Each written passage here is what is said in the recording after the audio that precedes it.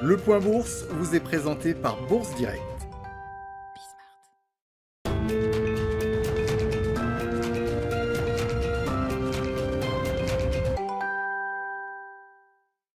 Bonjour à tous, la tendance est en légère hausse ce matin à la Bourse de Paris. L'indice parisien est porté par les clôtures dans le vert à Wall Street, mais les investisseurs gardent tout de même un œil sur la situation sanitaire avant la prise de parole demain de Jérôme Powell à l'issue de la réunion de politique monétaire de la Fed qui commence d'ailleurs aujourd'hui.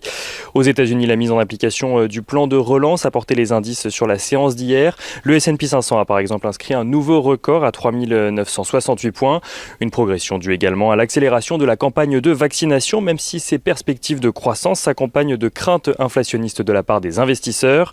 Les investisseurs craignent en effet que la Fed soit obligée de revoir à la hausse ses perspectives de croissance et d'inflation et que cela la pousse à envisager une réduction de son soutien à l'économie américaine.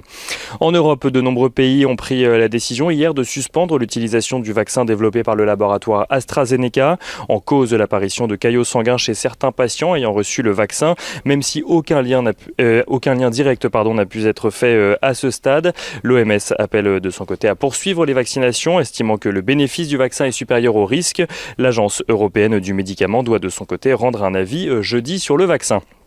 Du côté des statistiques, l'indice définitif des prix à la consommation harmonisé ressort à 0% sur un mois au mois de février, soit une inflation nulle sur le mois, mais montre une progression de 0,8% sur un an. Une inflation donc maîtrisée qui devrait rassurer les investisseurs aujourd'hui à Paris. Et du côté des valeurs à suivre à Paris justement, Iliad annonce une croissance de ses résultats en 2020 et ce malgré la crise sanitaire, grâce à une activité fibre dynamique en France, mais aussi grâce au succès de son offre mobile en Italie.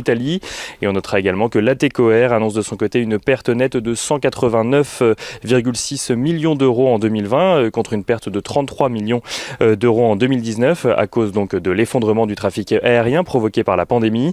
Le groupe anticipe également une année 2021 difficile et prévoit un chiffre d'affaires en recul de 25%.